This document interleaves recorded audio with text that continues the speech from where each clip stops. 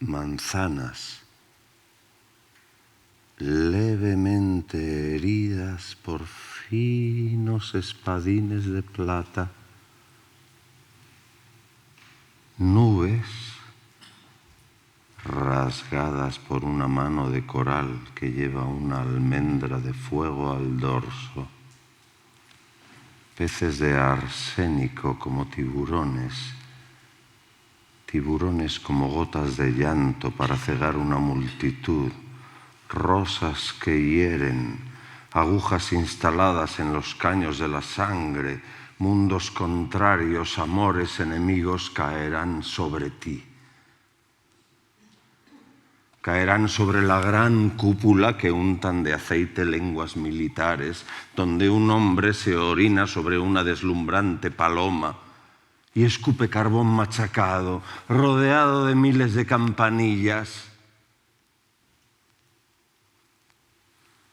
Porque ya no hay quien reparta el pan ni el vino, ni quien cultive hierbas en la boca del muerto, ni quien corra los linos del reposo, ni quien llore por las heridas de los elefantes.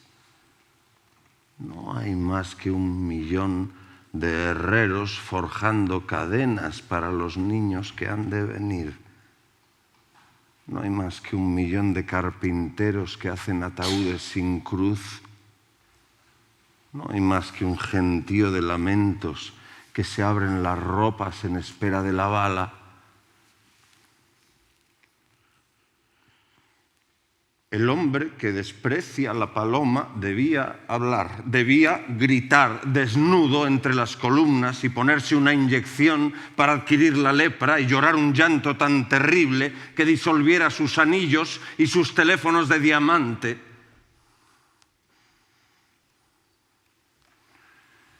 Pero el hombre vestido de blanco ignora el misterio de la espiga. Ignora el gemido de la parturienta, ignora que Cristo puede dar agua todavía, ignora que la moneda quema el beso de prodigio y da la sangre del cordero al pico idiota del faisán. Los maestros enseñan a los niños una luz maravillosa que viene del monte, pero lo que llega es una reunión de cloacas donde gritan las oscuras ninfas del cólera. Los maestros señalan con devoción las enormes cúpulas ahumadas, pero debajo de las estatuas no hay amor.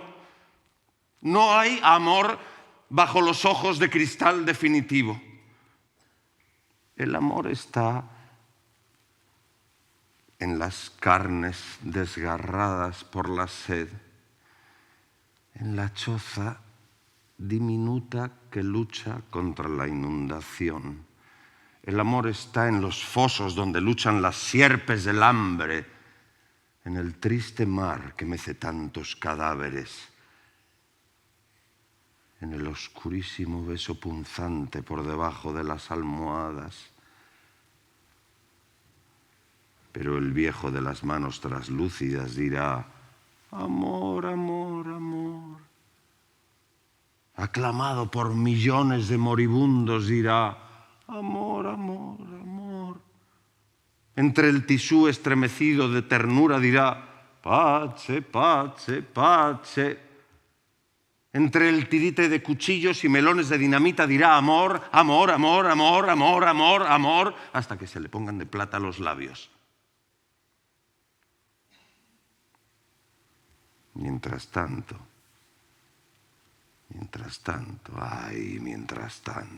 los negros que sacan las escupideras, los muchachos que tiemblan bajo el terror pálido de los directores, las mujeres ahogadas en aceites minerales, la muchedumbre de violín, de martillo, de nube, ha de gritar frente a las cúpulas, ha de gritar aunque le estrellen los sesos contra el muro, ha de gritar loca de fuego, ha de gritar loca de nieve, ha de gritar con la cabeza llena de excremento, ha de gritar como todas las noches juntas, ha de gritar con voz tan desgarrada hasta que las ciudades tiemblen y rompan las prisiones del aceite y de la música, porque queremos el pan nuestro de cada día.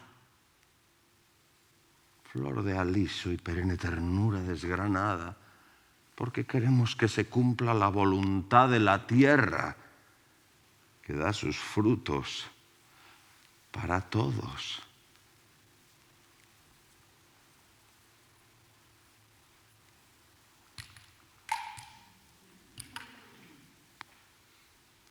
Ponte ahí y haz de espejo.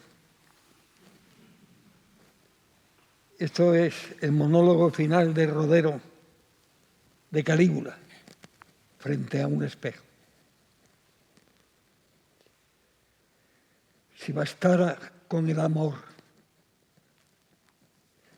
pero ¿dónde saciar esta sed?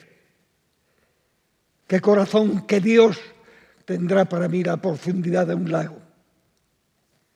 Ni en este mundo ni en el otro, nada está hecho a mi medida, y yo lo sé, y tú lo sabes también, que hubiera bastado con que lo imposible fuera.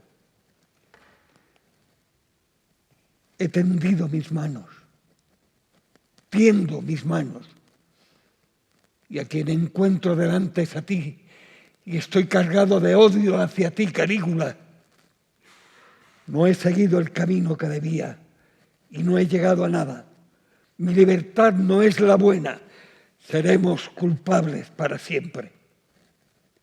Esta noche pesa como el dolor humano. Y ahí cogía una banqueta y rompía el cristal. Y decía, antes de que le mataran, ¡a la historia, Calígula! ¡A la historia! ¿Ves?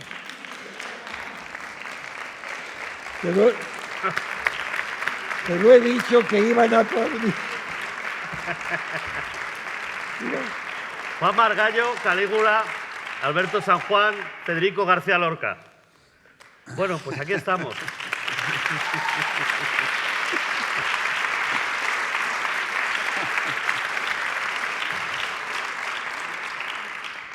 ¿Qué tal? Muy bien. Pues me hubiera gustado decir, y lo voy a decir. Esta va a ser la tónica. ¿Para qué quedarte con los ganas? No, que esta escena no era mía, era de José María Rodero. Era el año 63, echen la cuenta. No tengo el texto, no he vuelto a leerlo, pero Petra está entre el público. ¿Y qué era lo que me dijiste, Petra?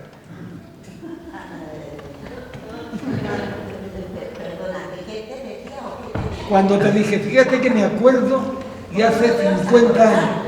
Pero Juan, ¿cómo no te vas a acordar si me la recitas toda la noche? Petra Martínez, un aplauso.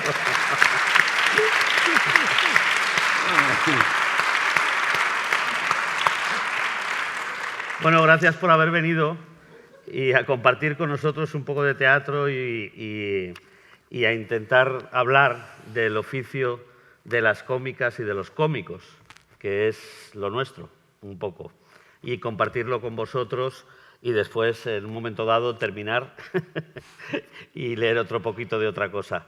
Oye, pero, perdón, ¿puedo? Dime. ¿Puedo empezar interrumpiéndote? Sí, hombre, claro. No, solo decir qué maravilla estar en esta sala. No, de es teatro. que ahora te voy a interrumpir. Nunca, ¿no? Joder, tío. Es que manera de meter baza. cuando haces una obra de teatro la haces como para que no se note que esté ensayada. Y la hacemos lo más posible igual todos los días. Por eso, esto que no ha ocurrido nunca, ni volverá a ocurrir, porque tiene... Me callo por interrumpirme a mí mismo.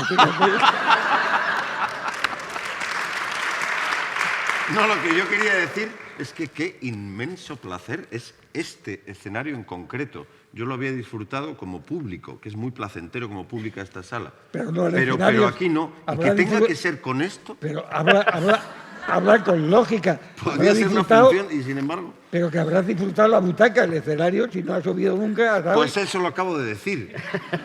Ah, lo ha dicho. Me voy a poner más... El entendimiento es perfecto. Cuando os pregunte, contestarme. ¿Lo ha dicho? Pues, ¿a qué coño me meto yo en...? Es vecino mío.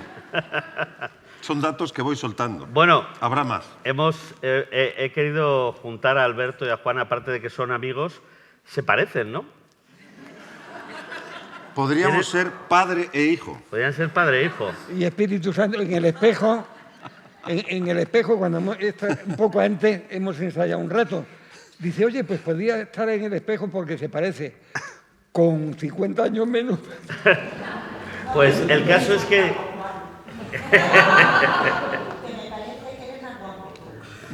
Gracias, Petra. Petra, Bueno, vamos a empezar. El caso es que sabéis que esto está publicitado como una charla sobre el oficio del cómico y de la cómica, y de eso va a tratar. Y me apetecía mucho, aparte de por lo que he dicho antes, porque Juan Margallo significa, para la generación nuestra, la de Alberto y la mía, un poco el padre del teatro independiente en Madrid, por lo menos, ¿no? Y yo creo que en gran parte de España. Con Petra, cuando fundasteis Tábano y tal, nosotros como grupos, cuando hicimos Animalario, somos deudores del teatro que hacíais y de la forma en que lo hacíais, ¿no? Y entonces me gustaba mucho esas dos generaciones diferentes, habiendo pasado unos cuantos años, pero al fin y al cabo de la tradición del teatro independiente, ¿no? Que es el que hemos practicado la mayoría de las por veces. darle actualidad, o sea, fue un grupo que nació como en un parto subrogado. Y, ¿por? ¿No has leído la noticia hoy de...? Ah, sí. El caso es que, como sigamos así, nos vamos a pasar bastante. ¿Y tú qué me has dicho de la regla de los 20 minutos? Yo le he dicho, y tengo una razón, y en eso Petra y yo estamos totalmente de acuerdo, que hay un dicho en teatro que dice que a una obra siempre le sobran 20 minutos. Y nuestra aportación es que le siguen sobrando después de habérsela quitado.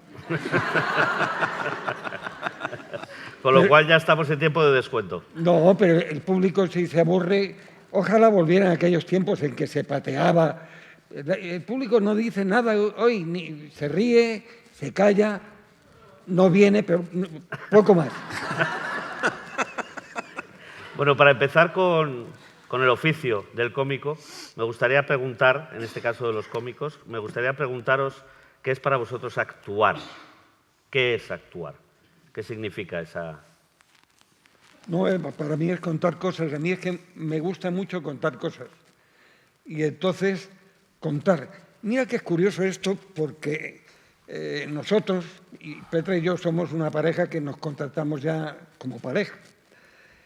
Hemos ido al método de Stanislavski tal y cual. Me acuerdo que hacíamos una obra en la que ella tenía que hacer una vieja, y no es de ahora, era hace 40 años. Y entonces empezaba a meterse en el papel, soy una vieja, hasta que un día dijo, pero no, si el que se tiene que convencer es el público, no yo. Desde ese día se acabó el problema.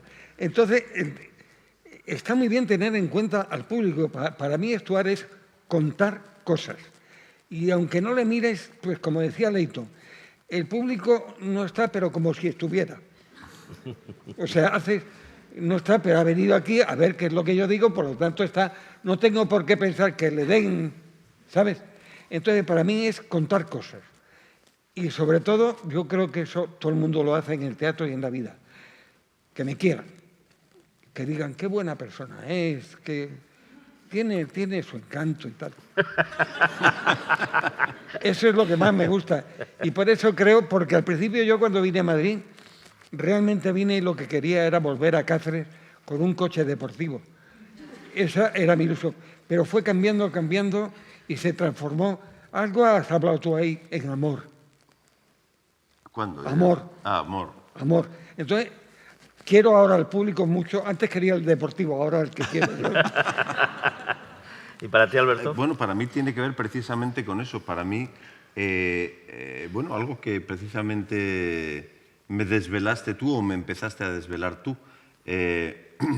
Yo pasé mucho miedo en los primeros años de oficio, cuando era un aprendiz del oficio, pero ya salía al escenario a trabajar en obras profesionales, aunque fuera un aprendiz. Y no es que ahora no lo siga haciendo, pero entonces más. Y me daba mucho miedo el juicio del público y había como una cosa, y siempre hay una cosa, me acuerdo en la escuela, cuando salíamos dentro del camerino diciendo venga por ellos, que son pocos y cobardes, como una idea de enfrentamiento con el público, como si fuera a ir a vencer al público o algo así.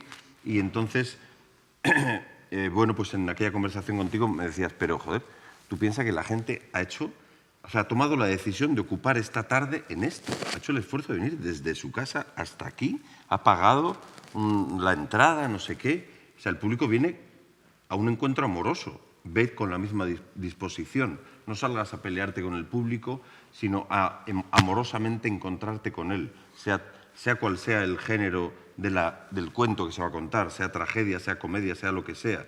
Ir a un encuentro amoroso, a gozar juntos, a viajar juntos, a soñar juntos. Sí, sí, y a mí lo que me acojona, o sea, lo que me tiene impresionado en esta vida es que yo creo que no se puede entender, para que lo sepáis, es el azar y el tiempo. El tiempo no existe, son las cosas las que existen, y por eso le damos, esto ocurrió, pero si no hubiera gente, cosas no existiría. Y el azar es acojonante lo que ha tenido que pasar para que en este momento estemos exactamente los que estamos. O sea, es tan infinitas causas que me quedo traspuesto. Digo, no, que no puede ser que esté aquella señora que no le veo ni la cara. Que no sabes si es una señora realmente. No, si es una señora o un travesti,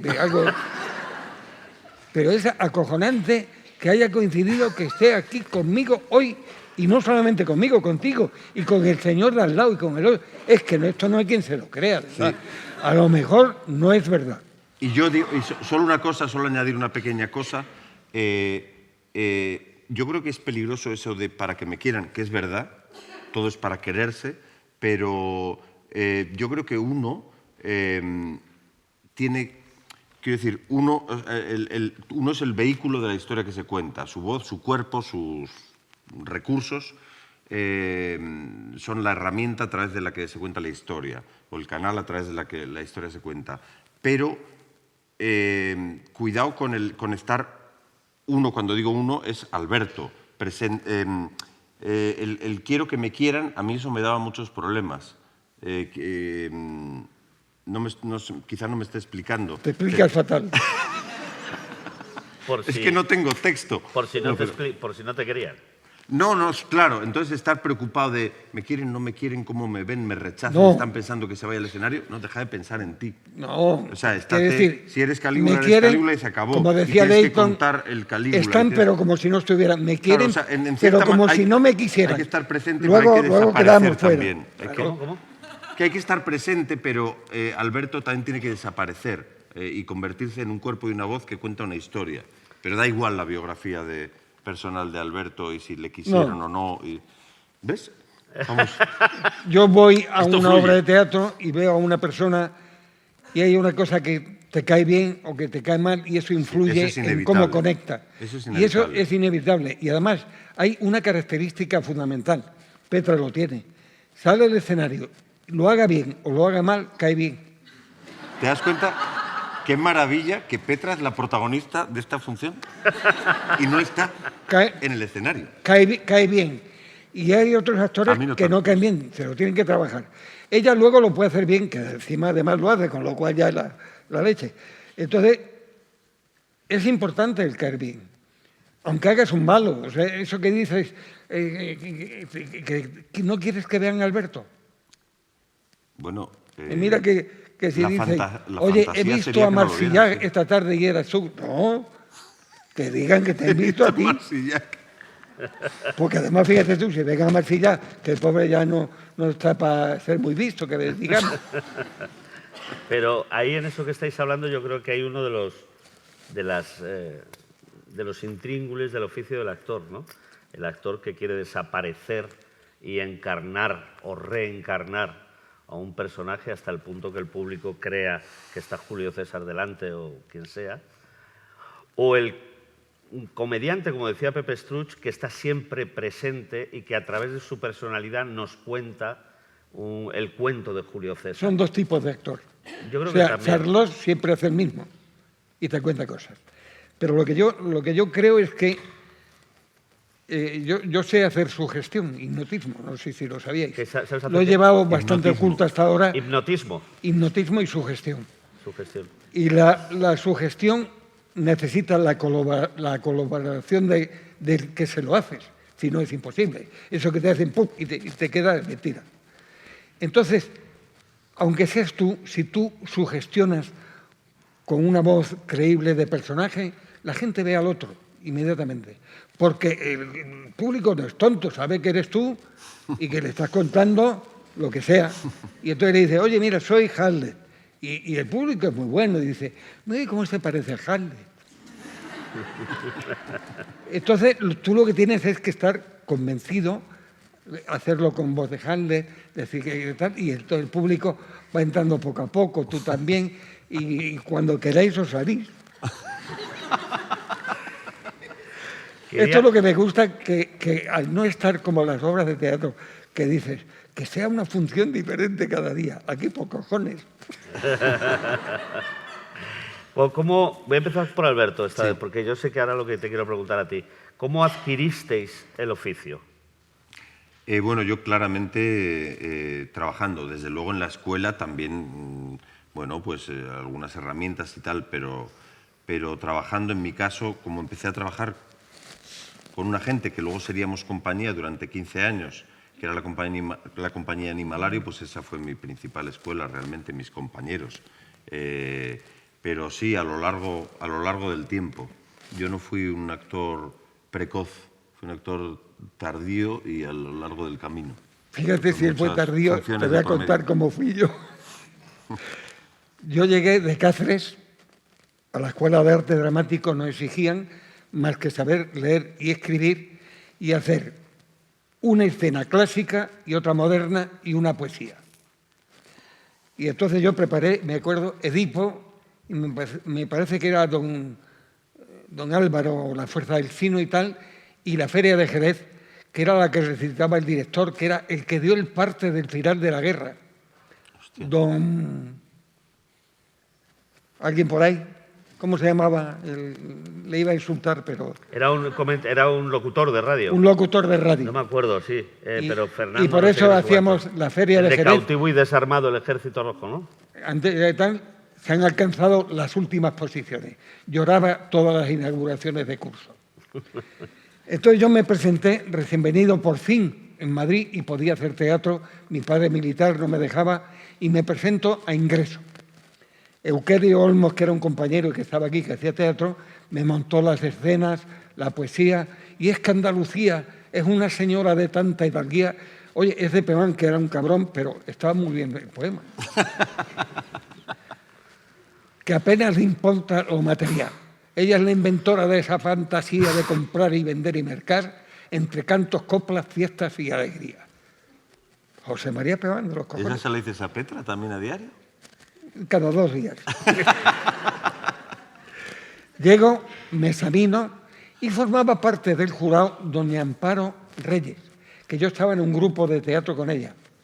Y entonces, cuando acabó el examen, le esperé y le pregunté a doña Amparo, ¿qué tal?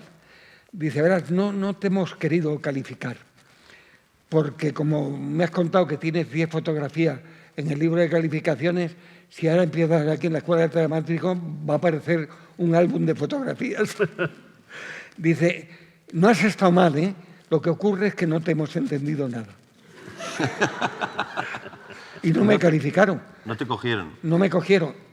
Y luego en 2 años saqué los 2 cursos, salvo 2 asignaturas que me aprobó José Luis Alonso de Santos hace unos años. Me dijo, oye, que van a cambiar de... Y tal. Y mi madre, que había querido, dice, y ahora es universitario, aunque no tengas la revalida de sexto, y me presenté, me examinaron gente que había dirigido yo. Pero me contabas el otro día... Me aprobaron. Me interesa hablar de cómo se adquiere el oficio, ¿no? Para que el público vaya conociendo cómo se enfrenta un actor a la vida de actor y cómo resuelve problemas en escena. en tu época que es esta, pero quiero decir, cuando empezabas, me contabas que hacíais, ¿cuántas funciones? 14 funciones a la semana. A la semana. Yo en Carígula, que tuvo dos por bastante día, éxito, incluido el lunes. todo, domingo, lunes, martes, todos los días. Concretamente con la obra Calígula, estuvimos 3 meses y medio sin descansar ni un día. Y Rodero, que era así muy histérico y tal, dijo, me llamaba Pajaruelo, vamos a hablar con don José, que era Tamayo, a decirle que el lunes tenemos que hacer una sola función. No días de descanso, una función. Y se puso una bata que él tenía para estar en el camerino e iba desnudo por dentro. Subimos arriba, entramos en el despacho de Tamayo y dijo, don José, necesito una función el lunes. Y el otro, el que conozca a Tamayo, sabéis que hablaba, no, eso no puede ser, no puede ser. Es que mire cómo me estoy quedando. Y entonces Tamayo le decía, tápate, hombre, tápate.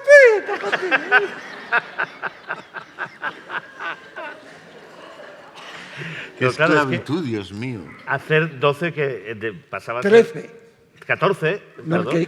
no sé si, no recuerdo si llegamos a hacer 13. Se hacían 14. Es que ni amando el oficio se puede soportar eso. No, puedes llegar a odiarlo en un momento dado, me Llegar a imagino. odiarlo. Pero el otro día también hablando con Emilio Gutiérrez Cava, que estará en este escenario, no, en el otro, pero la semana que viene, me decía que realmente eso es básico para el oficio del actor, que el problema de aquel entonces era el exceso y el de ahora es el defecto. Es decir, se programa una obra un fin de semana, o 2 semanas como mucho, y el actor empieza a tener poso y tener el personaje, como se suele decir, con la repetición, ¿no? Fíjate tú que Bódalo, que parecía un actor así, sin escuela y tal, decía, el actor para llegar a ser un buen actor tiene que llegar a coger un cierto peso y una cierta edad. O sea, tú tienes que ser un actor cojonudo.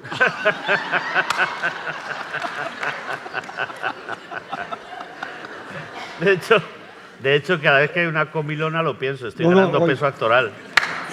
Tiene una voz, nos ha cantado, cántate, de verdad. Tiene una voz de cantante de Más ópera. adelante. Las de Paco Ibáñez se las sabe todas. A cabalgar. A galopar. Bien. No hay manera. No, le has dado un toque y ya la gente ya ha pillado que tiene buena voz. Pero me gustaría seguir hablando un poquito de la actuación. Y el otro día me contabas una anécdota que no sé... que tenía que ver con la reacción del público. Juan, cuando hemos charlado un poquito y el teatro de Tábano también, tenía un destinatario muy claro que era el público, es decir, la cuarta pared.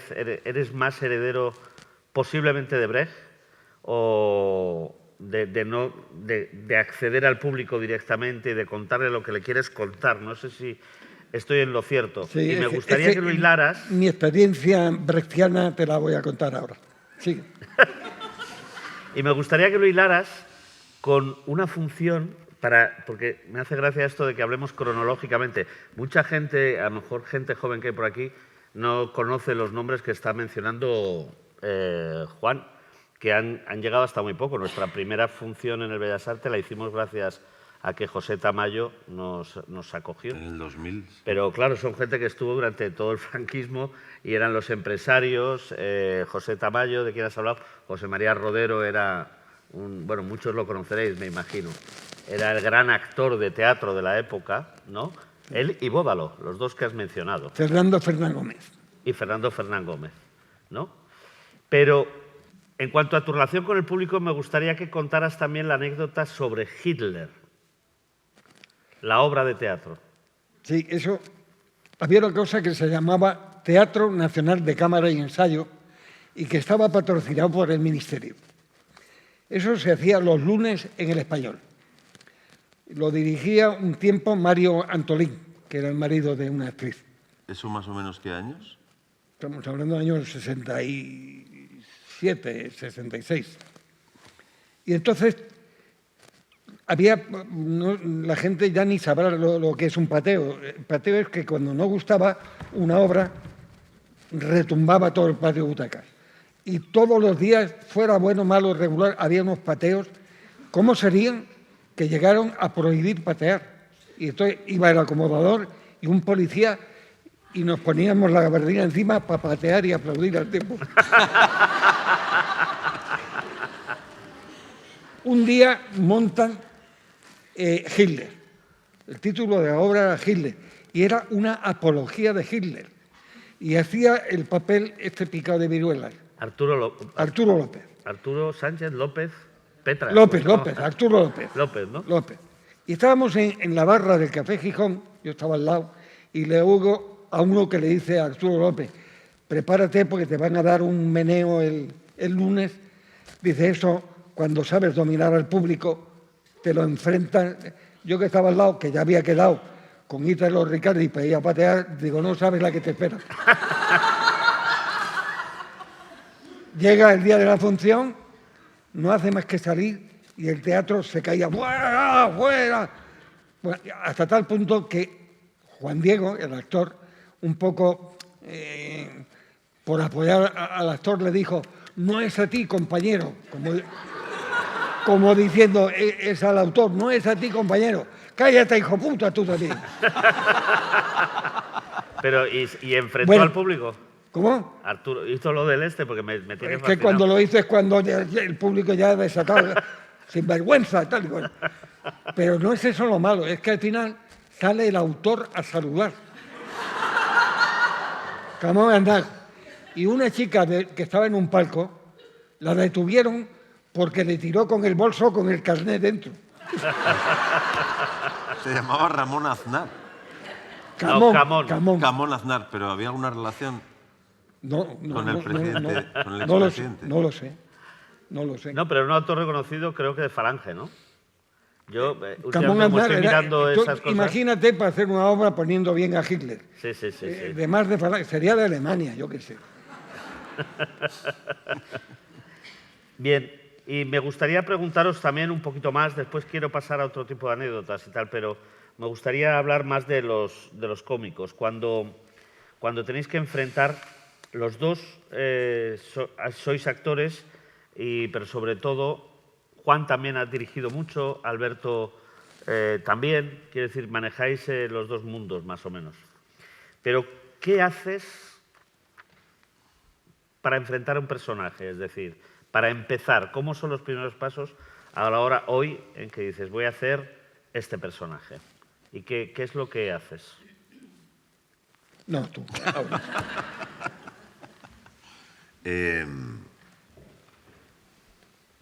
Bueno, lo primero de todo, leer la obra, hablar con el director o la directora. La verdad es que yo no te puedo decir un método ni un proceso. O sea, realmente es ponerse a ello de alguna manera y ponerse a ello con los demás.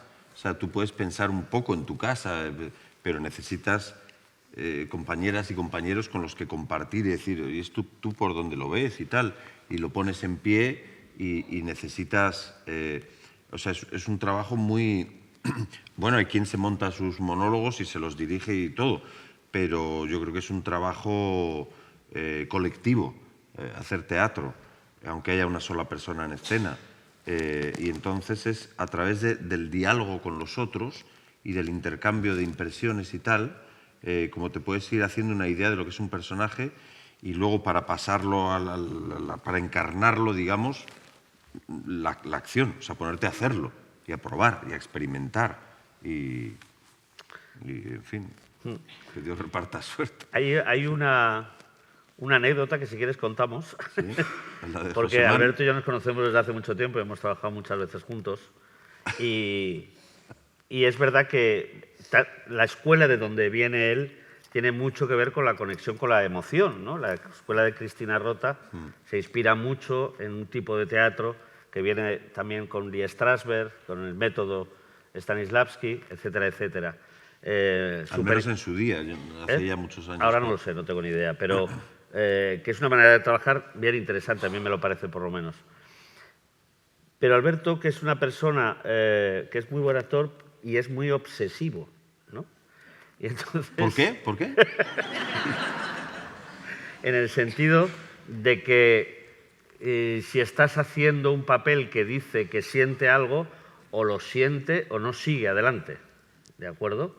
Tiene que aprehender eso que está sucediendo, ¿no? ¿Sí o no? No. Sí. O sea, ya no. Bueno, no sé, espero que no. No, yo O sea, creo que quiero decir, desde cuando que antes... ponía una pauta, llora, ¿eh? Pero y si no, bueno, en fin. Sí, sigue. eso es bonito, ¿no? Porque decir, también supone un respeto enorme por lo que está sucediendo en escena. Y lo que pasa es que hay un pequeño problema si más allá de los ensayos, en función, tiene esa honestidad emocional y no sigue adelante si no le sale de dentro. ¿De acuerdo? Hacíamos una función aquí, en la Abadía, además. Sí, en la otra sala. Sí. En la otra sala, Hamelin, de Juan Mayorga, que está por ahí, y en el que había... él hacía...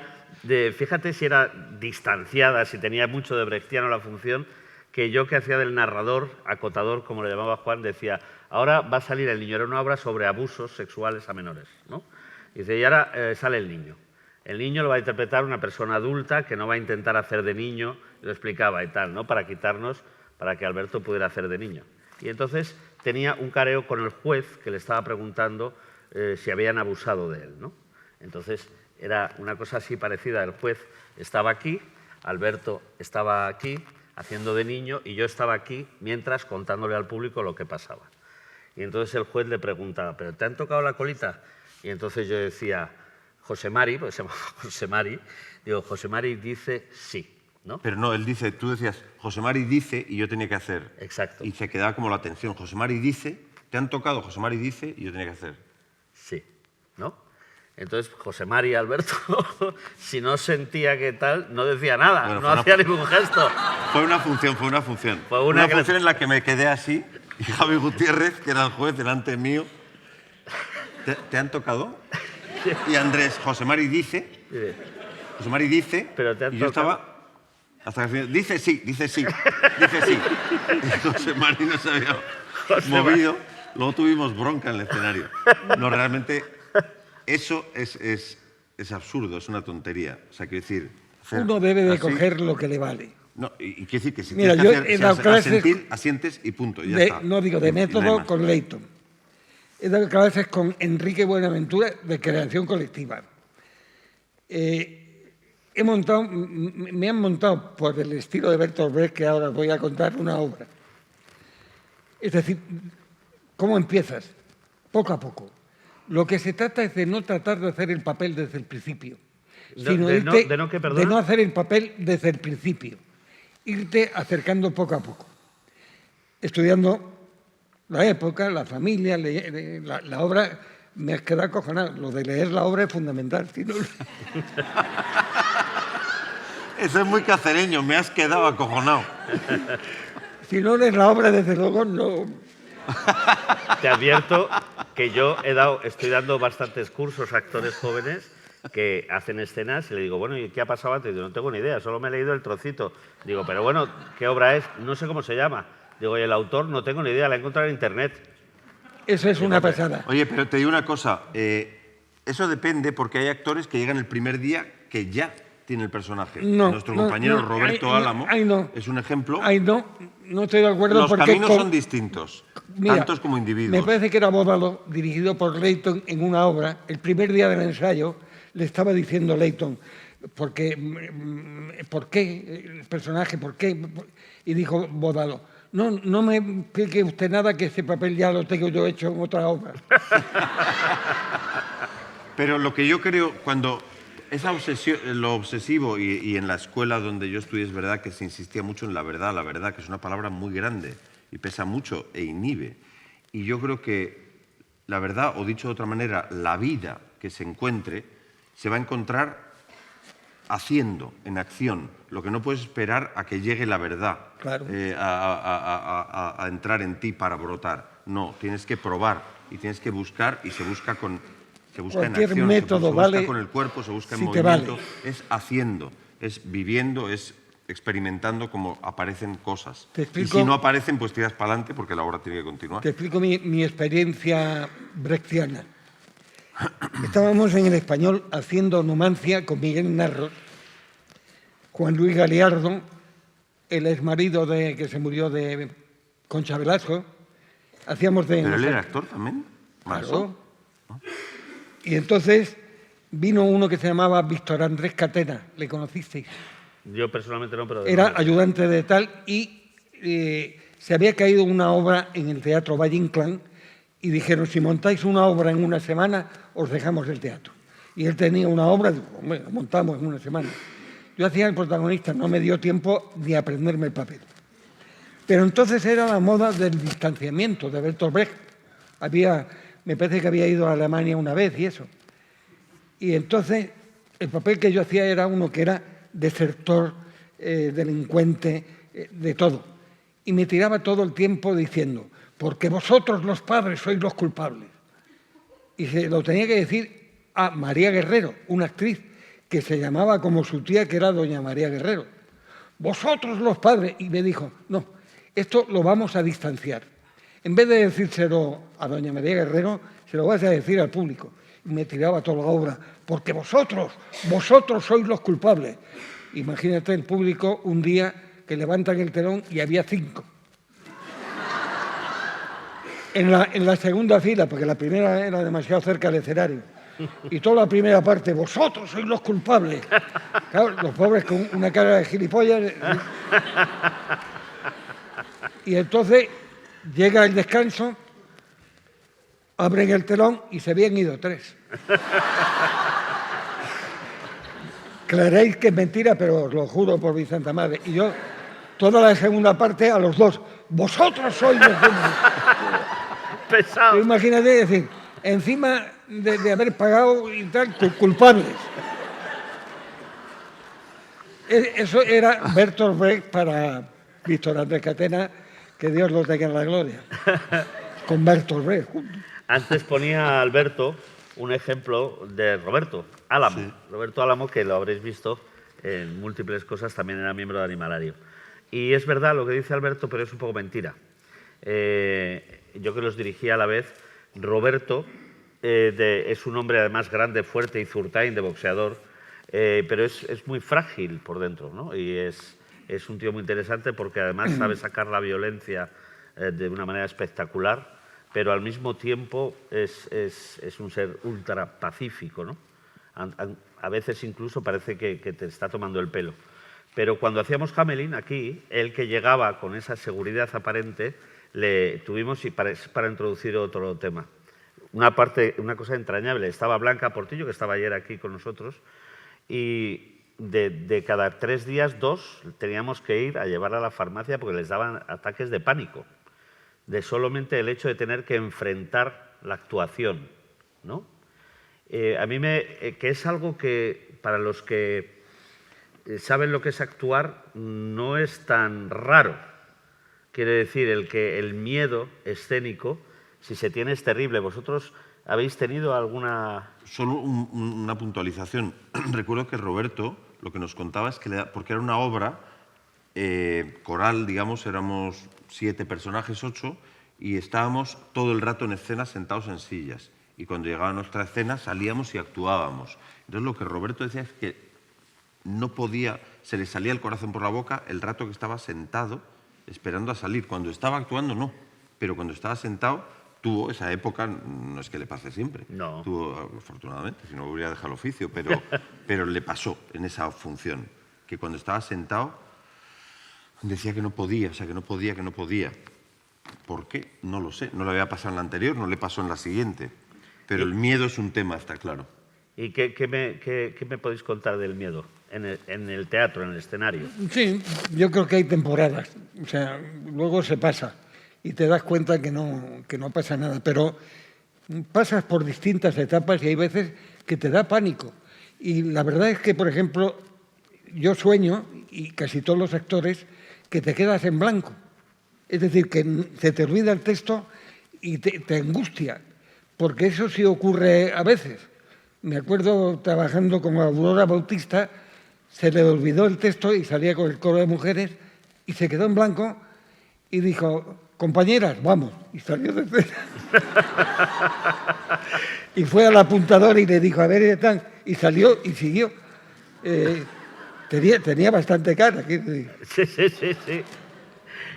Los blancos es uno de los Sí, temas del teatro. Los blancos es uno de los temas, pero yo creo que yo como público y en general por lo que he visto del público, o sea, si un actor, o sea, en mitad de lo que sea, de Medea, de lo que sea, dice, un momento, voy a mirar qué sigue ahora, o lo que sea, y va a mirar y vuelve, no hay problema. O sea, que con eso hay que tener menos... Público lo agradece, se humaniza la cosa. Con Santiago Ramos, en el Teatro Monumental, haciendo 20.000 años de aventuras y de amor, o los últimos años de soledad de Robinson Crusoe, salía por el patio de butacas, por encima de las butacas. Y hay 4 pisos, y de pronto se oye una voz que dice, ¡no se oye! Y se volvió y le dijo, es que no estamos hablando.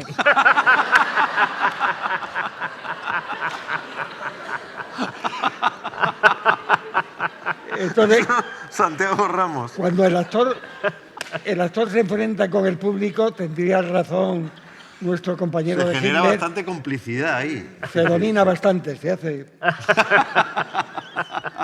Pero sí, el miedo es terrible y a mí me ha sorprendido mucho cuando algunas de las más grandísimas, como lo era Rosa María Sardá o Nuria Espert, siguen activo. Las dos, en distintos momentos, me han dicho, bueno, esto hasta hace unos años, quizá haya cambiado la cosa, no lo sé, para Nuria Espert, pero me decían que da igual, o sea, que seguían pasando su dosis de miedo no pequeña antes de salir. Decían que una vez en el escenario ya no. Lo terrible es si sucede en escena. Yo creo que ahí... Porque aparte, desde el público, ver a alguien que lo está pasando mal es terrible. Entonces, por eso más vale parar un momento y decir, un momento, o sea, vamos a ver, o sea, calmarnos todos. Me estoy acordando un O día, yo, por lo menos. en Calígula, que teníamos que... a Palacio, hay que matarlo, a Palacio, y salir. Y tenía que entrar Carlos Ballesteros y decir, alto, ¿dónde vais? Y se quedó dormido en el... ¿Cómo? Se quedó dormido en el camerino. Y él tenía que pararnos. ¡Vamos, a Palacio! Y ya teníamos, para que no se rompiera el plato, uno ponía, ¡vámonos! Y no se iba nadie. ¡Vámonos! Tú sabes lo que son, aunque sean 30 segundos, un minuto. ¡Vamos! ¡Que voy! Y el otro miraba y yo me acuerdo, me tuve que salir, pues te da la risa, no puede ser. Pero Y conectando con lo... al cabo de un minuto entró Carlos Ballesteros y dice, ¿dónde vais? Y se dio lo que... Conectando con lo que decíamos antes, es normal el miedo porque uno está con su cuerpo, con su voz, y siempre hay vergüenza, siempre hay cosas que, en fin, que te dan miedo exponerte. Pero por eso me parece a mí que actuar, estar en un escenario, es un separarse de uno mismo desde uno mismo, para irse a otro lugar. Desde uno mismo, porque no puedes ir de otra parte. O sea, en fin, que tú eres cuerpo y voz y eso es lo que tienes. Pero tiene que haber, o así lo entiendo, o así lo vivo yo, una cierta separación. Tengo que desplazarme a otro lugar.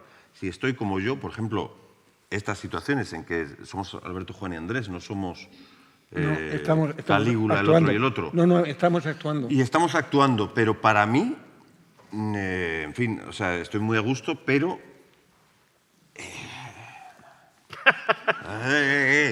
O sea, no, para mí ese pequeño viaje desde ti, siempre desde ti, pero a otro lugar que no eres tú del todo, es importante. Sí, y consideras que posiblemente dentro de un oficio eso es lo que le aporta el arte.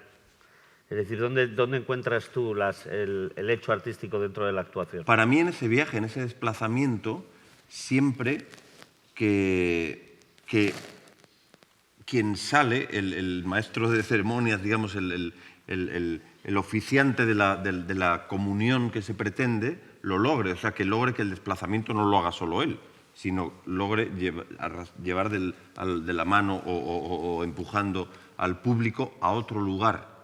no quiero decir que le cambie la vida a la función. Puede haber funciones que a uno le provoquen cambios importantes, pero simplemente hacer un viaje, un paseo fuera del lugar que estaba cuando entró en el teatro. Aunque sea un paseíto para volver al mismo sitio, aunque sea la vuelta a la manzana, lo que sea, pero hacer un viaje juntos. Para mí eso tiene que ver con lo que pueda haber de artístico, sí. Alterar lo que es tu estado vital de ese momento y ¡plum!, movilizarlo por un momento. Tiene que ver con el viaje. Sí, sí, con el desplazamiento, con el cambio de punto de vista, con el... Sí. Actuar, dicen muchos... Y todo con placer, desde luego, aunque estés llorando toda la función, el público o el actor, pero el placer para mí es esencial, sin placer. Ponerse en el lugar del otro. Sí. Ponerse en el lugar del otro. Ponerse en el lugar del otro. Y Yo creo comunicarse y ese acto de comunión laica, qué cosa más hermosa puede haber. Del dolor y del placer después hablamos, porque a veces es el dolor el que te da el placer en el teatro. ¿Qué ibas a decir, Juan? No, en este momento nada. Mira qué raro, ¿eh? Mira qué raro. Pero ocurre a veces. En todo caso, demostrar el placer que da esta subida aquí arriba, que me río mucho. ¿Sí? Sí, sí. No, porque es contradictorio. Quiero decir, actuar bien el dolor, por ejemplo, pasa por, como José Mari, sentir dolor de alguna manera. No quiere decir que para esto, para dirigirles, yo les dé patadas en las espinillas para que lo sientan de verdad. Pero sí el proceso interno de la pena, de la tristeza, de lo que sea. Es decir, cuando haces tragedia, pero ¿sabes que hay algo que te produce placer al sentir dolor. Algo, un pelín sadomasoquista, no sé cómo explicarlo. También la experiencia es individual, ¿eh? Porque, por sí, ejemplo, pero actores... os voy a explicar algo sobre esto, que lo más maravilloso del teatro es producir esos sentimientos. La mayor parte de las veces los actores malos muestran lo que obviamente, ¡ay, que me muero, que me muero! Y se ponen de rodillas para declarar el amor. Y yo recuerdo ensayando con Leighton, me tenía que morir en el escenario. Y entonces tenía que decir, Peter, vete, los periquitos están preparando la cena, los gatos están poniendo la mesa. Y me estaba muriendo. Entonces yo estaba demostrando al público que me estaba muriendo. Y entonces me dijo, no, lo que tienes es ocultar que te estás muriendo. Tú no quieres que Peter vea que te mueres, no quieres que se culpabilice. Y me hizo ensayar un día así y dice, y habla como si no estuvieras así, absolutamente normal, ocultando lo que realmente te está pasando. Cuando consigues comunicar eso, es el máximo del teatro. Sí, es muy interesante. Comunicar, no obviamente, sino como tratando de ocultar lo que estás sintiendo. Porque es esencial lo que sale, ¿no? Claro. Eso es una norma básica para cualquier borrachera. En el escenario, sí es verdad. Para hacer el borracho, si haces de borracho no cuela. Si intentas ocultar que estás borracho, es cuando ves a alguien muy borracho. Para lo cual primero tienes que ir a un lugar que es el de esa... O sea, quiero decir, para ocultar que vas dando tumbos y tratar de estar recto cuando no puedes y te estás yendo, pero lo estás intentando, tienes que jugar a irte primero a ese lugar que realmente no puedes mantenerte en pie y a partir de ahí intentar mantenerte en pie. ¿Qué lío? No hay lío ninguno. Habría alguno que desde el principio querría hacerlo. Me parece que era el del Teatro de Cali que decía, si tú empiezas a hacer Don Juan Tenorio y con una compañera del grupo le tienes que decir, no es verdad, ángel de amor, te da la risa. Entonces hay que procurar hacer como una analogía. Es decir, no hacer los personajes directamente, sino a veces hacer otro tipo de cosas que guarda parecido con lo que ocurre en la escena. Entonces, poco a poco te vas soltando y te hace que a una compañera le puedas decir, no es verdad, ángel de amor, que en esta apartada orilla. Porque si no, te orillas tú solo. De todas maneras, todo lo que podamos decir son hablar de experiencias individuales, que a veces se repiten o lo que sea. Estaba pensando en esto de encarnar un lugar doloroso por la historia que se esté contando, precisamente Roberto Álamo, pero también Juan Diego Boto, que son dos extraordinarios actores de teatro y de cualquier otro formato, pero en teatro les he visto a ambos hacer cosas maravillosas y cosas trágicas o, digamos, personajes con mucho dolor, pues ambos me han contado que había algo que realmente les erosionaba, les dejaba exhaustos en esa encarnación del dolor. Yo eso no lo he vivido, por ejemplo. O sea, para mí siempre que... O sea, lo que me desgasta es sentir que no me he desplazado a donde tenía que desplazarme. Pero si lo hago, es absolutamente placentera tanto una comedia como una tragedia. En mi experiencia individual, pero ya te digo que son muy distintas, porque ellos dos son dos grandes y honestos actores. Con lo cual, yo creo que no se riñe el que sea placentera con el que sea agotadora emocionalmente. No se riñe. Es decir, igual que te agotas físicamente, pero te encanta nadar. Pero a mí me revitaliza eso, me puede cansar físicamente, pero bueno, quizás que no he llegado a esos, no sé. No, o que hay otra manera o te afecta de otra manera. Sí. Eso, como dices tú, es un misterio insondable. Lo que sí que es verdad es que hay maneras de abordarlo. Y entonces ahora me gustaría pedirte otra. Yo tenía un libro aquí para que incluso el público pida alguna, pero primero quiero pedirte una. Algo que sea sondable. Sí. Que sea sondable. Que sea sondable, no insondable. El tiempo pasa y las tradiciones teatrales cambian y el público cambia a la hora de recibir la actuación de los actores, ¿no? A mí Lorca, como Alberto, me gusta mucho y me gusta mucho el trabajo de los actores. Y estaba investigando en Margarita Xirgu. Margarita Xirgu fue la actriz que estrenó varios Lorcas, que después se exilió durante la Guerra Civil, que fue maestra de mi maestro, Pepe Struch, y nos hablaba como que era algo de estas oportunidades de ir a ver a la Xirgu como algo emocionante.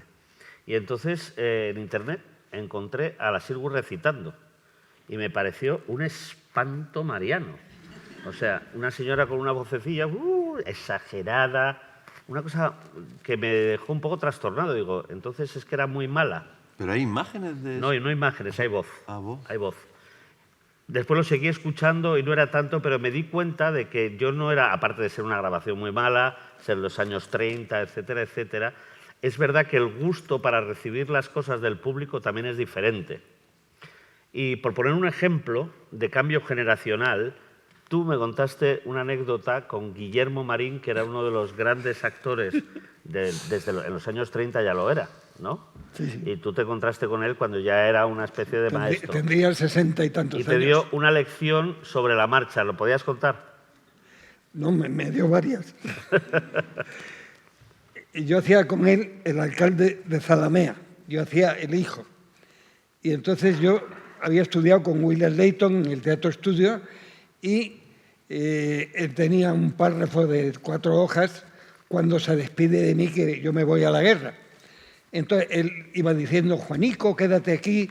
Entonces yo, como era del método, intentaba reaccionar ante lo que decía, aunque no tenía que hablar.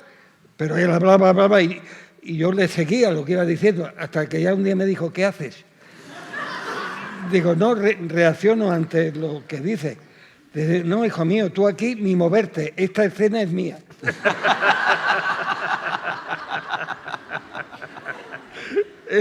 Era tremendo. En el villano, en su rincón, salíamos los dos de caja, él hablando, ahí mi divino rincón donde soy rey de mis pajas, dura ambición que trabaja, hay 34. Contaba al público. O sea, salía hablando así, mirando al público y se volvía y me decía, hay 34. Bien. Me gustaría ahora hacer como...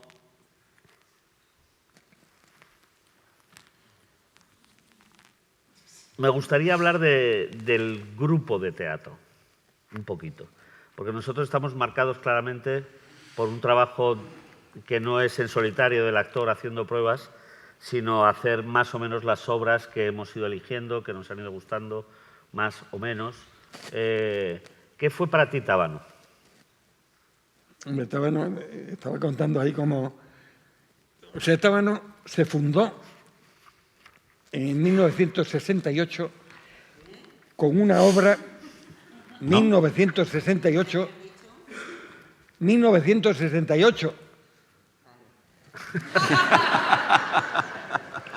Con una obra que nos regaló Trino Martínez Trives, que era el introductor de la vanguardia francesa. Es cojonudo. El primer día de ensayo se llamaba Viento en las ramas.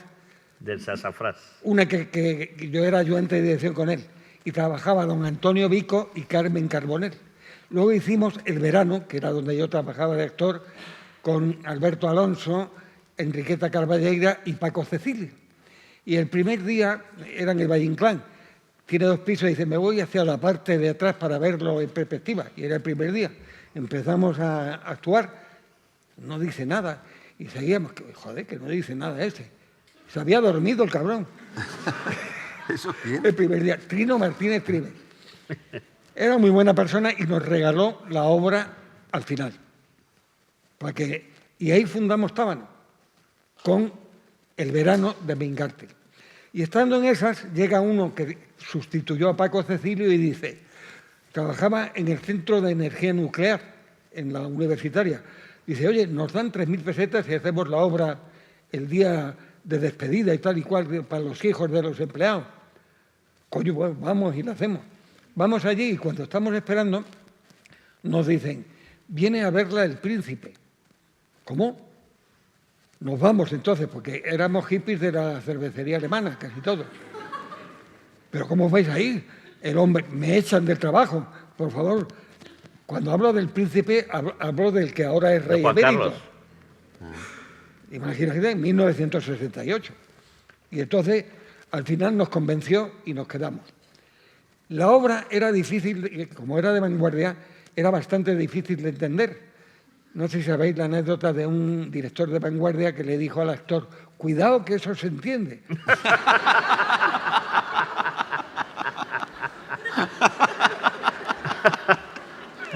O lo que le dijo Fernando Fernán Gómez Zarice, ¿no? Era algo así.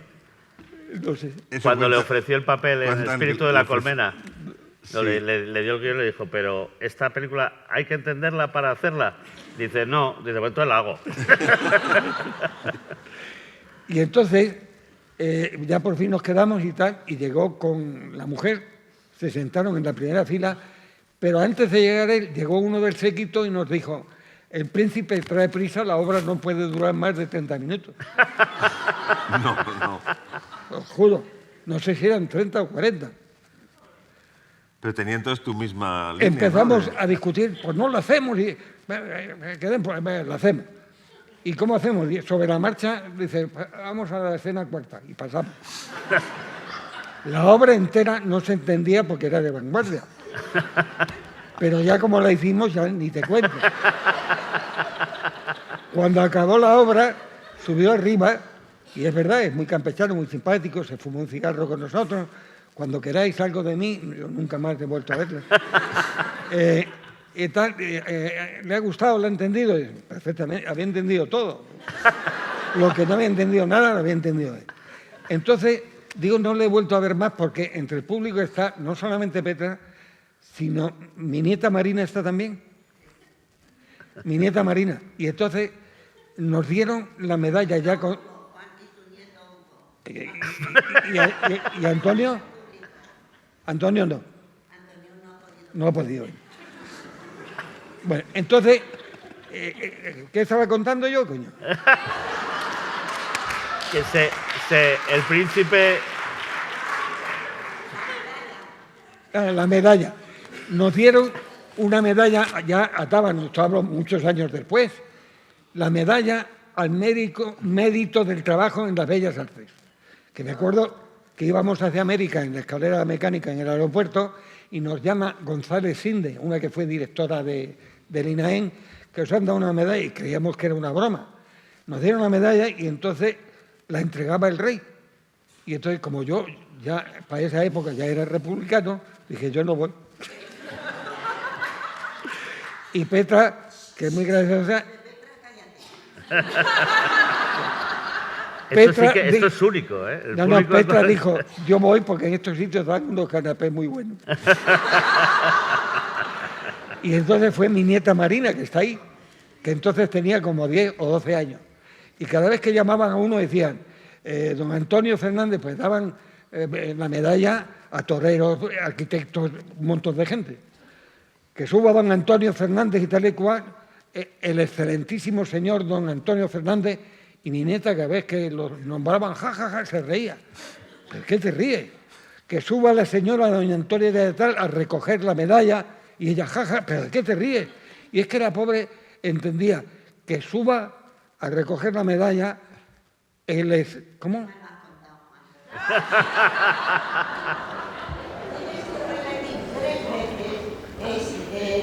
Que suba a recoger la medalla el excelentísimo señor para luego que venga el chiste. Claro, lo he dicho 2 veces, pero es que este público es muy listo y con 2 veces le... que suba a recoger la medalla el excelentísimo, por tercera vez lo digo, tal y tal, y mi nieta se reía. ¿Y sabéis qué pasaba? Que ella entendía, ¿qué es lo que entendía? Excelentísimo señor. ¿El qué? Excelentísimo señor. Excelentísimo. Y claro, como casi todo el mundo era mayor y iba despacio, pues... Excelentísimo señor. Excelentísimo señor. Es buenísimo. Oye, ¿qué referentes tenéis? De eso que cuando empiezas a hacer o que todavía conserváis o no, pero de eso que a mí me gustaría hacer esto, o ser como este actor, no sé si como Guillermo Marín o... A mí lo que pasa es que no me ocurre ni como a los directores que dicen, ¿tú qué obras querrías montar? Yo no he tenido nunca una obra antes del día antes de montarla. O sea, pero si tenías algún referente, nos lo contaste el otro día cuando empezaste. ¿A quién te querías parecer? De actores. No, bueno, yo lo que quería era volver con el coche deportivo a Cáceres. Sí, pero nos dijiste un actor. Pero ¿por qué? ¿A Gising? Sí. No, pero eso yo, no yo, todos. Nos hacíamos A James fotos Dean. contra un árbol y así de lado. Porque todo el mundo quería ser Gising. Claro. Pero que es muy bonito porque eso era muy moderno en aquella época, ¿no? Hombre, claro. Y, o sea, y es cierto, tú querías ser James Dean. No solo yo, Enrique Paredes, el que trabajaba en la loca de Sayoc, también quería ser. Y entonces hablaba así, como de lado, mirando. Y le decía al director, sube el tono. Cojones, ni tono ni pollo. Que subas el tono, Enrique. Y de aquí el único que lleva el tono soy yo. Trabajaba en Bódalo, Amelia de la Torre, el que hacía en la tele lo de, ¿cómo se llama? Jesús Puente. No, el que hacía lo del barco que se murió. Chanquete, o sea, Chanquete. Ferrandis. Ferrandi. Pues él decía que el único que llevaba el tono era él. No sé qué ha sido él, ha desaparecido. Pero fíjate todo lo que son las cosas, lo de acordarse. Julieta Serrano era una niña y él hacía el galán. Y me acuerdo de la frase, bueno, no, antes de eso. Voy a contar el único consejo que doy a la gente de teatro. Hoy me estoy pasando ya. El único consejo que le doy a la gente que empieza, digo, sé pesado. Digo, porque yo trabajé por pesado. Llegaron y vi un anuncio en la Escuela de Arte Dramático, se necesita uno que toque el acordeón. Y me fui al María Guerrero. Y me dijo José Luis Alonso, el viejo, ¿usted toca el acordeón? Digo, no, bueno, pero toco la guitarra. Digo, no, si esto es un barrio de París. Al cabo del tiempo pusieron otro anuncio de María Guerrero también, hace falta un malabarista de circo. Fui a todo. Y me dice, ¿usted es malabarista de circo? Digo, no, bueno, pero hago juegos con cartas y con payol. No, si es un malabarista de... Bueno, cuando fue a coger gente para figuración a la escuela, me vio y dijo, tú eras aquel pesado que iba, y me cogió. Por eso le digo a la gente, lo primero que hay que hacer es ser pesado, porque no van a ir a por ti nunca. Y eso ya lo había leído yo en un libro que me compré de joven, cuando tenía 15 años, Cómo tener novia en 10 días. ¡Qué maravilla! Pero, por mi santa madre, empezaba el libro diciendo, para tener novia, lo primero que hay que hacer es buscarla. Joder, es que hay mucha gente que quiere tener novia y no va a los sitios donde puedes encontrar novia. Si Es de quieres lógica. tener novia, hay que buscarla. Referentes. Referentes, bueno, innumerables del cine, evidentemente el referente universal que es Marlon Brando, pero también José Luis López Vázquez, pero también Alberto Sordi, y en realidad, pues los compañeros con los que me he criado y de los que he aprendido, los compañeros de Animalario, perdón por la insistencia, pero el mentado Roberto Álamo, Javi Gutiérrez, Luis Bermejo, Uri Toledo, Natalie Poza, en fin. Tú como director y como compañero actor también. Pero es que nos preguntado por referentes actores. Esta misma No, que sí, situación que sí, se que dio el sí, otro que sí, día. que sí. Voy a hacer un juego ya porque tenemos que ir acabando, pero quería hacer, que me lo has pedido tú y al final no hemos hecho nada, que es, aquí tengo el libro donde están todas las anécdotas de Juan Margallo, que me encanta que además lo veas todo como... Porque él decía que era un viaje. Joder, parece que estoy borracho, ¿verdad? Pero tu libro es puro viaje. O sea, tú has hecho... Y me da la impresión de que el oficio lo has adquirido, aparte de enfrentarte a los personajes o a las obras, viajando. He viajado mucho. Esto, Viajando sí, y esto forma parte. y contrastando la vida con otras maneras de vivir, otros climas, otras razas, lo que sea, ¿no? La Sardá, perdón, decía que una actriz es una mujer con una maleta. Con una maleta. Con una maleta, esto digo sí porque siempre vas de un lado a otro. Yo no estoy de acuerdo. La mayor parte de las veces las actrices llevan como mínimo 2. Y mira, un juego. Aquí hay, mirar, chiquicientas, no sé cuántas anécdotas, ¿no? Cada una con su nombre. Así, al azar. Señala una. ¿Y qué pone? 3 giras fueron. ¿Tres? Giras fueron. 3 giras fueron. ¿Qué es eso? Eso se refiere a las giras que hicimos por la emigración cuando nos prohibieron las obras aquí en España. La primera obra que nos prohibieron fue Castañuela 70. Y eso es que te quedas. Nos avisaron, uno que después fue el realizador de televisión, dice, he visto a uno de Fuerza Nueva que me ha preguntado qué ponen en la comedia. Van a venir a reventar la obra. Fuerza no era un grupo fascista. Fuerza Nueva, sí. Lo sabréis, ¿no? Yo creo que aquí toda la gente tiene edad más o menos, ¿no? ¿Tú sabes qué era Fuerza Nueva? ¿Ves? Ah, coño, pues nada, explica. Pues era un grupo que el jefe era Blas Piñar y que en la universidad pegaban a la gente Fascista. que consideraban de izquierda. Grupo fascista, bien, muy violento. Abiertamente. Y entonces me dijo, sé que No es sé de si Fuerza puedes Nueva encontrar referentes y le he hoy en día. oído que le han dicho de ir a reventar la obra. Ese día gritó entre el público uno revolución y otro dijo, cuidado que está preparado por la policía, y se callaron. Pero al día siguiente fueron gente y además siempre había 2 policías de los grises en el primer piso y ese día no estaban. Y entonces tiraron un panfleto de arriba firmado por el Frente Revolucionario Marxista-Leninista Pensamiento Mao Zedong, donde se metía, decía que la obra era una mierda porque era poco revolucionaria, que tenía que ser más y no sé qué.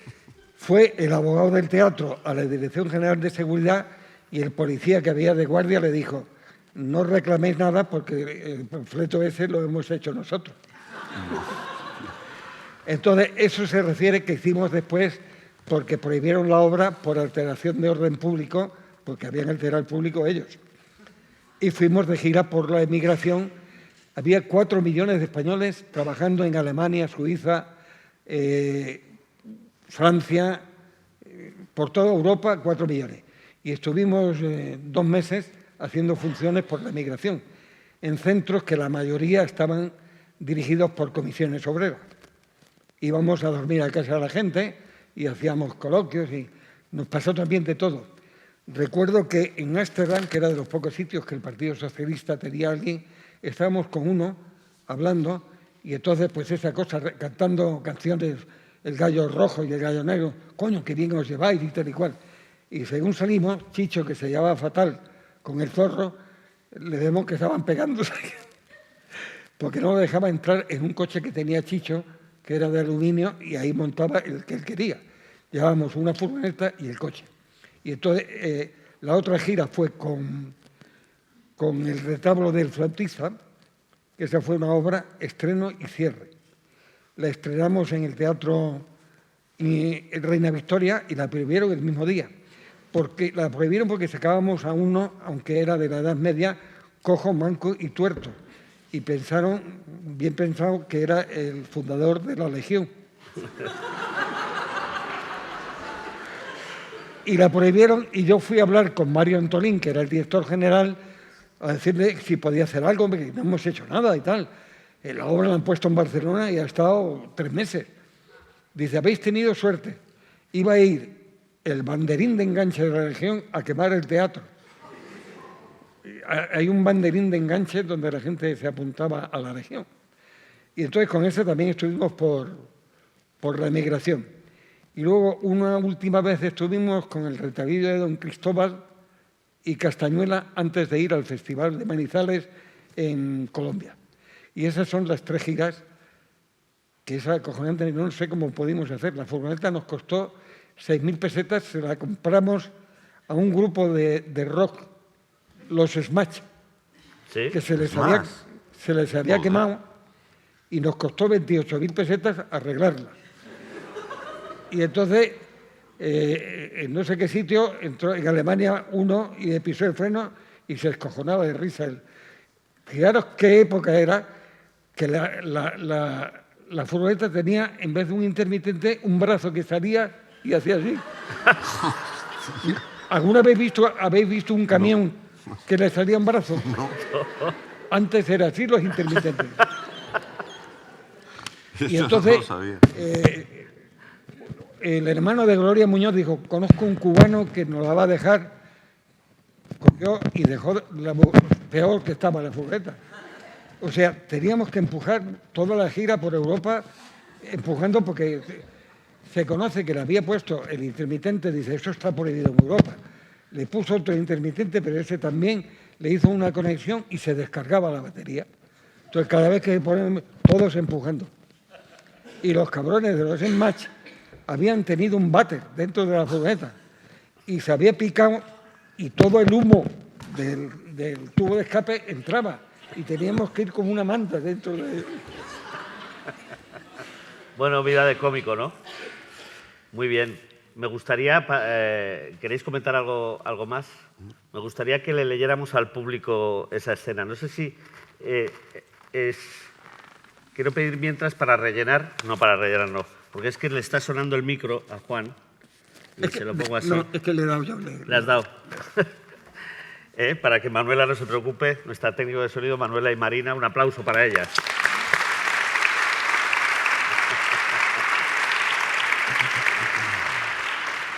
Pero no quería que nos fuéramos. Bueno, ahí es interminable el tema, claro, y las anécdotas que hemos tenido en Animalario, pero ya nos va pillando el toro, que se dice. Y me gustaría leer a don Ramón María del Valle Inclán, que es como Shakespeare, pero en español. Y entonces, no sé por qué, me pegaba que hicierais a Los cuernos de don Friolera, Pachequín. Yo creo que porque tú lo hiciste y tienes un... Es verdad, y tengo cierta añoranza. Yo hice de Pachequín, que lo va a interpretar Alberto, y doña Loreta, que no sé muy bien por qué, pienso que le pega a Juan Margallo. ¿Quién lo hizo contigo? Lo hicimos en otra compañía, Zascandil. ¿Quién era ella? Charo se llamaba. Se llama. Y yo te recuerdo a doña Loreta con la cara de jabalí que tengo. De jabalí. No, pero sí que es verdad que hay algo que me gusta en ti, muy femenino. Y necesitaríamos otro encuentro para poder explicártelo. Pero sí, yo creo que a pesar de estar bregada en 1000 batallas del teatro independiente, de la censura política, de la intervención de los fascistas, etcétera, etcétera, no has perdido ni el sentido del humor ni la dulzura. Y me gusta mucho. Y es verdad que Alberto en muchos de esos aspectos yo creo que coincide contigo, aunque estéis en desacuerdo en la manera de actuar. Escena quinta. ¿O no? Estamos... Los cuernos de don Friolera es una obra de Valle Inclán que pertenece al Esperpento. Me imagino que casi todos lo conocéis de aquí. El Esperpento, Valle Inclán lo definía como los héroes clásicos que se pasean por el Callejón del Gato. El Callejón del Gato está ahí al lado de la Plaza Santana en Madrid Y en los bares hay unos espejos cóncavos y convexos que todavía más o menos los conservan. Y entonces si tú pasas por allí se te deforma la imagen. Eso era para él la fórmula del esperpento. Y Los cuentos de don Friolera es una versión de don Ramón María de Otelo, de Shakespeare, ¿no? En el cual Otelo, en un pueblo del sur de España, San Fernando de Cabo Estribel, un teniente chusquero de la Guardia Civil, ya el esperpento de Otelo, la cotilla del pueblo, doña Tadea Calderón, le dice que su mujer se la pega. Y a partir de ahí, el honor militar le ordena matar. Decía Juan que es una de las obras clásicas del clásico contemporáneo más feministas que hay. Sí, sí, porque yo creo que el feminismo está en que es no solamente los hombres o las mujeres, todo el pueblo el que le incita a vengarse. El pobre tiene que matar a la mujer y él no querría. Y todo esto con mucho sentido del humor. El tercero en discordia, el que sería, la cotilla sería Yago, y al que le dicen que está enamorado, bueno, Juan Margallo, que es doña Loreta, sería Desdémona, y Alberto sería Casio, ¿no? Miquel Casio, que es el del que dice que está enamorado. En este caso, el héroe Casio es un barbero cincuentón, cojo y un poco bebedor, que se encuentra con doña Loreta, que es una señora, una paloma buchona que se ríe en escalas, según Valle Inclán, una señora gorda, simpática y entrañable. Y los dos se ven de repente metidos en esta tragedia de honor militar. Don Friolera expulsa de casa a doña Loreta, la deja en la plaza y Pachequín la recoge, ¿no? Y dice, el mundo me la da, pues yo la tomo, como dice el eminente Echegaray, y le pega un corte de mango al mundo. Y estamos en ese momento, cuando Pachequín se la lleva a su casa, a doña Loreta. Entonces, lo que no ha pasado en toda la función, igual pasa. Escena quinta. La alcoba del barbero. Pegada a la pared, la cama angosta y opada. Con una colcha vistosa de pájaros y ramajes, un paraíso portugués. Tras de la puerta, la capa y la gorra colgadas con la guitarra fingen un bulto viviente. Por el ventano abierto penetra con el claro de luna el ventalle silencioso y nocturno de un huerto de luceros. Y la brisa y la luna parecen conducir un diálogo entre el vestiglo de la puerta y el pelele, que abre la cruz de los brazos sobre la copa negra de una higuera, en la redoma azul del huerto. Entra el galán, Pachequín, con la raptada, encendida, doña Loreta, pomposa y con suspiros de soponcio. ¡Ay! La luna infla los carrillos en la ventana. Demonio tentador, ¿a dónde me conduces? A tu casa, prenda. Buscas la perdición de los dos.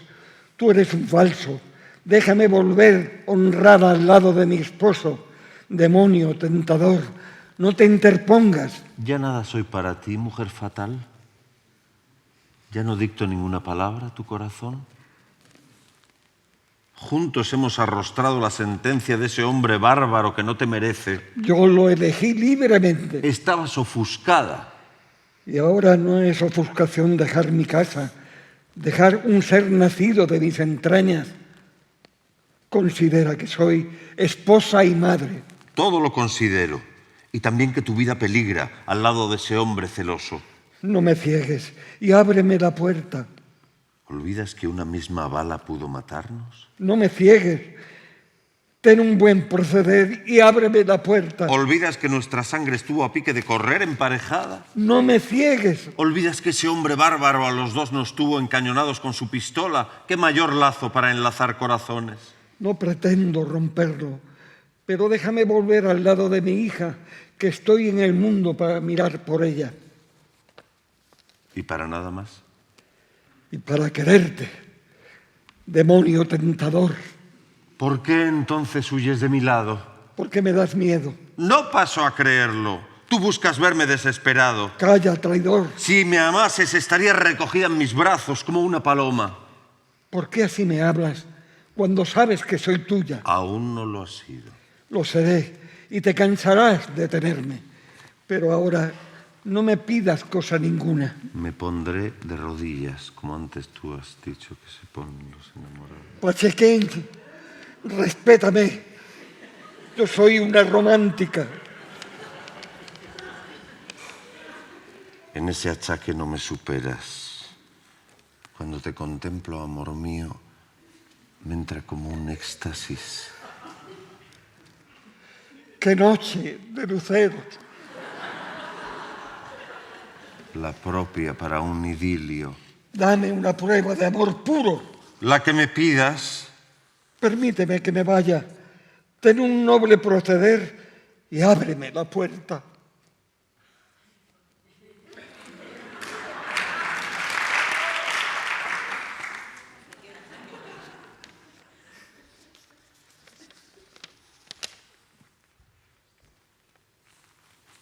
Franca la tienes.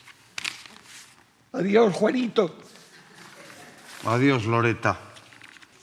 ¿No quiere usted mirarme? No puedo. Temo perder el juicio y olvidarme que soy un caballero. Ahí son nada tus miradas, Loreta. Es de rosas y espinas nuestra cadena. Tú la rompes. No me ciegues. ¿A dónde vas? Cortemos, Loreta, este nudo gordiano. Soy esposa y madre. Temo que te asesine ese hombre. Siempre la inocencia resplandece. Pudiera no querer darte acogida. En tal caso, prométeme ser mía. Tuya hasta la muerte. Te acompañaré para prevenir un arrebato de ese hombre demente. No expongas la vida por mí. Es deber que tengo. Pachequín, muy jaque, se pone la gorra en la oreja y empuña el estoque. La tarasca sale delante con el pañuelo en los ojos. Sobre la copa negra de la higuera se espatarra el pelele en un círculo de luceros. Juan Margallo, Alberto San Juan.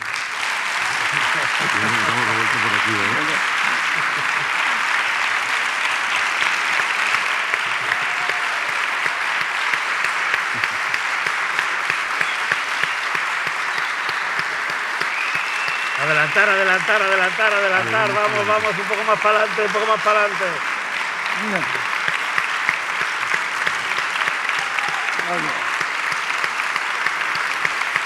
Vámonos.